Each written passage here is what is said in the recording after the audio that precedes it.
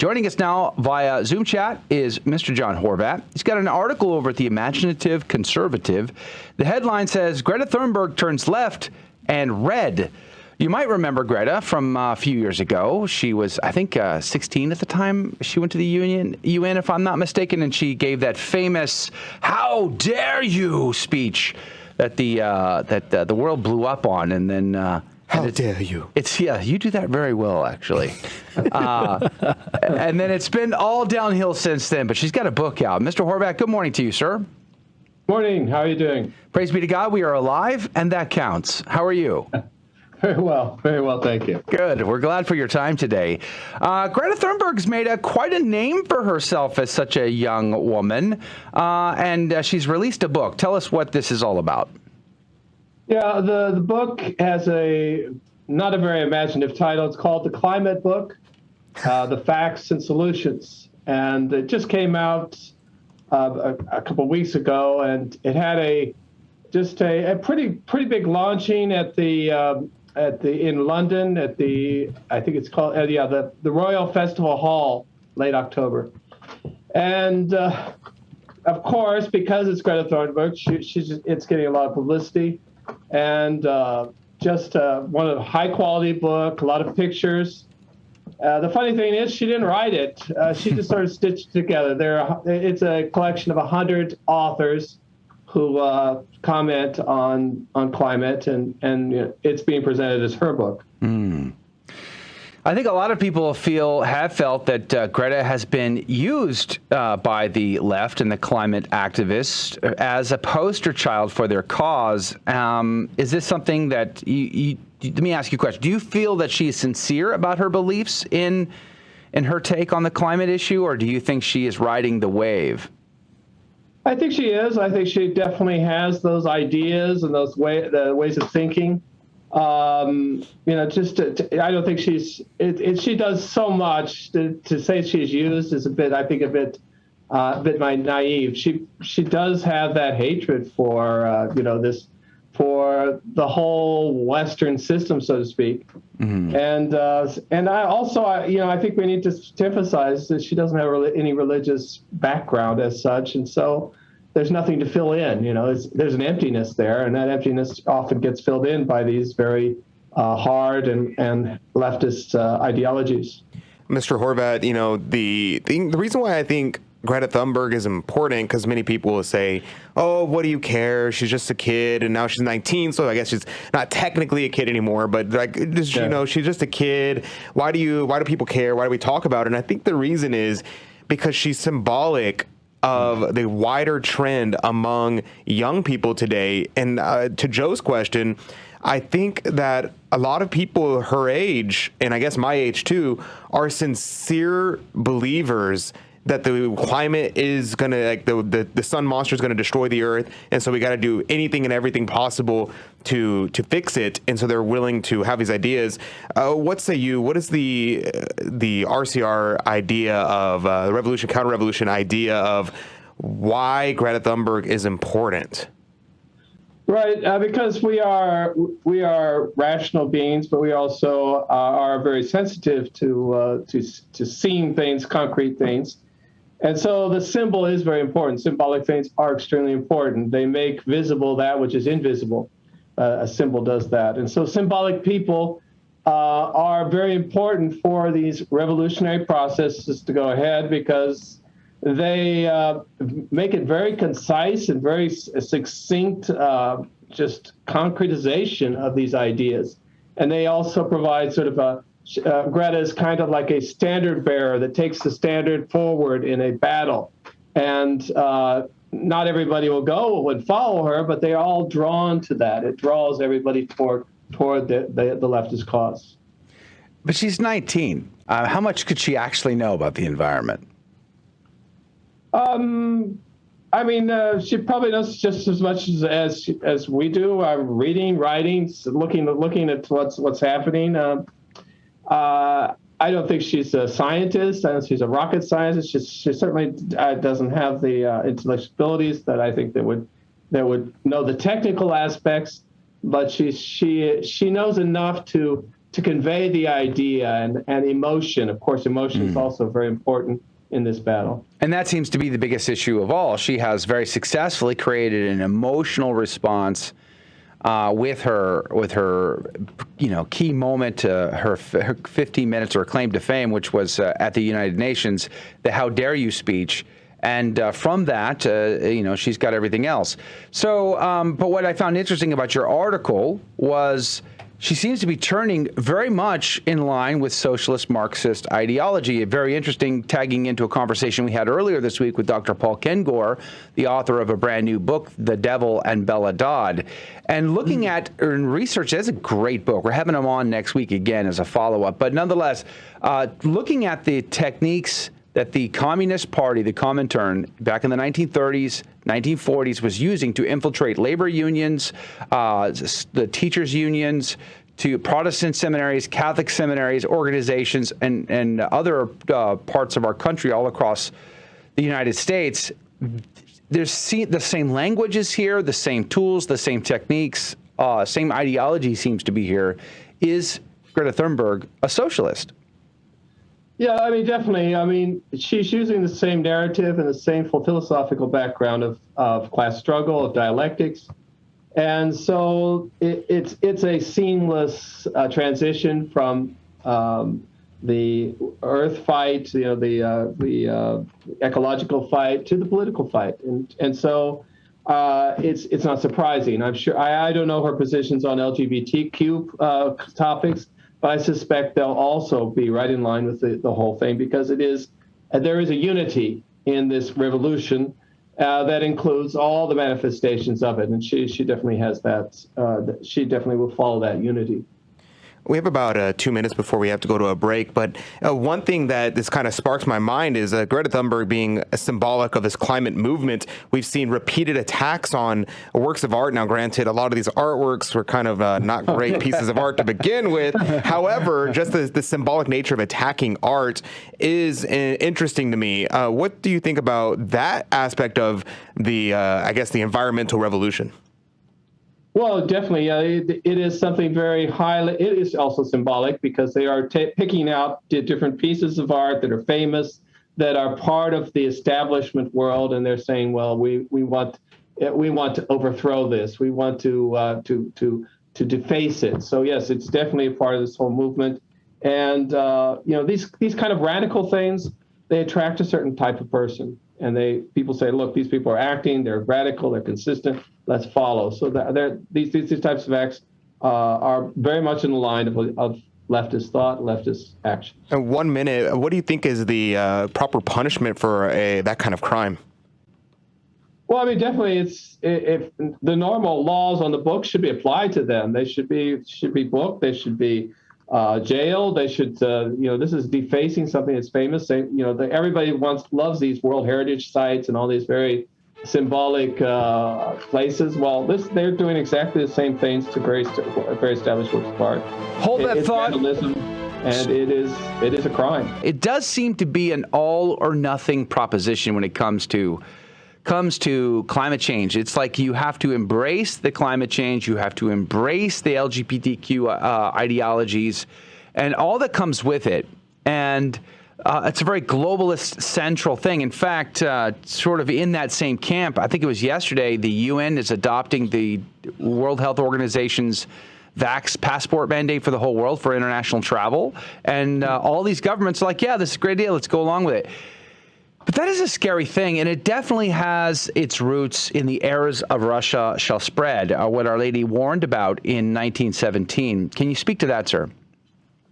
Yeah, definitely. When Our Lady appeared in Fatima in 1917, she did speak about the eras of Russia, and then it didn't quite make sense, because at that time Russia was in turmoil and the communist revolution had not completely consolidated. But definitely, it definitely referred to communism and the leftist ideologies that would follow from communism. So, and it included and the communist revolution of Russia is a global revolution. It defines itself as a global revolution. Its desire is to spread throughout the world to worldwide domination. And that can include military, but it also include philosophical and moral. So I think we're still seeing those errors still throughout the world. This is concerning for sure, because I think there are too many people in this world that are given over to emotional responses to whatever they may be considering. And I see Greta Thunberg in that category. I frankly see her as just someone who's being used. It's like one of our listeners, Mary, said she is sort of a Joan of Arc figure for the cause. And I think a lot of people are convinced by that, which is why they don't really review the news, read the news, or contemplate the news or the issues of our day. They just want to know what their favorite pop singer has to say about it, their favorite athlete has to say about it. There's a certain shallowness in the world that is, I find, alarming, because mob mentality, and my kids have to grow up in this environment. Can you speak to that as well? I mean, mankind seems to be too shallow anymore. Definitely, especially with the cell phones and all the social media. It is a matter of seconds, not a matter of minutes or minutes, where you have that time to connect with people. And that is the advantage of symbols and symbolic people like Greta Thunberg, because she can say everything in simply an image or a soundbite. And in a sense, that explains why we need other figures like that, although they should be very profound and necessary. They shouldn't be like so shallow. But the saints that have existed throughout history are these symbolic figures for the Catholic Church. Yeah, they just by their simple appearance were able to cause enthusiasm for the faith. They were able to overcome obstacles, political obstacles that would take others,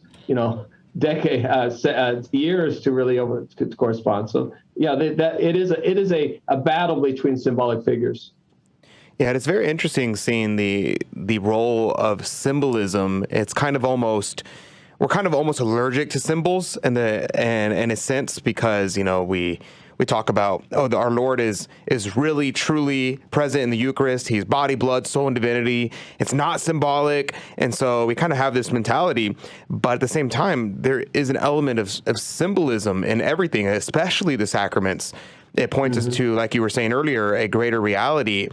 And speaking of this, we have these people who are attacking the works of art we mentioned a second ago. But the thing that was really fascinating to me, as I was immediately upset by the fact that they were doing this. But then at the same time, I saw the artwork that they were attacking. I was like thinking, why are they attacking the ugly artwork and not like the great works of art that are present in the same museums? And are they just doing us a favor? Right, exactly. And I was wondering about that. So what's your analysis of why they're attacking these particular artworks and it's trying to attack the artwork that's modernist in order to promote modernist ideas? That confused me, and I was trying to figure out, why do they do that? I don't understand. Well, I think it would probably be because that modern art is supported by the liberal establishment, the very rich people. Normal people just don't like modern art, so you'd have to have a certain amount of prestige involved, so people would follow the modern art. So this is an attack against the establishment, the liberal establishment, the establishment in general. So they probably picked these particular pieces because those who follow it and love this art are their target. Actually, they're fellow liberals, they're fellow companions, they're useful idiots. The people who are a little bit farther back in the process, but they are nonetheless they're attacking them so they can go ahead in the process farther. Let's go back to the climate issue for a second here. I'm trying to get Mark Mills on next week sometime, or maybe the week after, to talk about, why going electric, which we are mandating. California, other parts are mandating. The car industry has to go all electric by, what was the date? I think 2030, 2050, something like that. I can't remember. But I mean, this is a nightmare. Not only does it cost a tremendous amount of money and energy to create the batteries that can hold the electricity, but they're terribly inefficient. They bleed more energy, so it costs more. And then there's the human factor. Do we care about the Africans that are being asked to dig into the earth, and what happens to them? Their health is being affected because their waterways and their soils are being contaminated by these elements. And China owns most of those mines, and now we're cooperating with China in a much more significant way for this future. We can't actually produce the enough energy to go to an all-electric world because solar and other renewable sources can't keep pace. We would have to blanket our entire country in solar panels, and even then we would probably not, and we would have to live through brownouts and blackouts on a sort of a normal basis. And yet we're not allowed to really have that conversation, are we? Because we just must hate Mother Earth if we suggest that this is not the bright future we all want. What say you, Mr. Horvat? Right. Yeah. It's from a logical point of view and a common sense point of view. All these things don't make sense. They're not practical. But that is not the issue. I have a friend who says, the issue is never the issue. There's always something behind it. And in the ecological issue, it's not efficiency. It's not even, the earth. It is an attack against the West, against the Western way of thinking, the whole system that was based upon Christian civilization. That is the final target, and any manifestation, no matter how small, is fair game, and no matter how impractical. I like how your article points out that although Greta is railing against capitalism and the capitalistic system that she loathes, she's happy to also benefit from it with her speaking tours. Her book now is out. It's probably going to become a bestseller. And she stands to make quite a bit of money on the capitalist system. Yeah, she's definitely taking advantage of it. She says, of course, that the profits will go to the earth or whatever, some kind of charity, maybe a Greta Thunberg Foundation charity. But nonetheless, yeah, she is taking advantage of the system and has no problem doing that because for the left, the means justify the end. The end justifies the mean, and so she is saying, well, if they want to sell us the rope to hang them, that's fine. I'll take the rope. Yeah, speaking of capitalism and this, like you're saying, hanging themselves by the rope, we just saw over the last week the FTX debacle. For those who don't know, the FTX is a cryptocurrency exchange, and it's kind of like a digital bank in a sense with I guess fake money, and they it's like hard to even try to explain in a simple way. And so they just went under, and I think nearly $2 trillion collapsed, it disappeared of wealth. And this was a kind of a big deal because it affected a lot of people. Plus, the owner of FTX was donating millions of dollars to Democrat things. Donor right ever. After who was it? Bloomberg. Right after Bloomberg, or something like that. What's your analysis of that, Mr. Horvat? Well, I mean, cryptocurrency is not money. Money has to store value, has to be a means of exchange, and has to be a measure of value, and it mimics these functions that are part of money, and so cryptocurrency is a very volatile unit of currency, between quotes. And it's bound to happen, especially when you have people like this that really are always wheeling and dealing behind the scenes and don't back up their cryptocurrency. So this is, I think, is something is huge. It's what took place over the last couple of months. I think the $2 trillion has been the total meltdown, not just FTX. FTX is around $8 billion, but that's still a lot of money for a lot of people. And it's contributing to this idea that, the cryptocurrency is melting down, and it's a lot of people are taken in by it. And they're taken in by the falsity of the situation. That it's really not money. Yeah, and the scary thing is they're testing out the digital currency, which the Fed will then be able to control. It will not be a decentralized system like in crypto. And then on the heels, I was just looking at an article over at The Intercept. I think it was The Intercept, maybe in Human Events, but not either way. Right on the heels of a digital currency rolled out by the Fed, it was going to be social credit score, which has been in effect in China for years now. Australia has picked it up. Canada has been experimenting with it. And could we be next? It's possible that our activities in the world, our opinions may be held against us and our bank accounts freeze with a click of a mouse. It's a scary future. Last word, Mr. Horvat.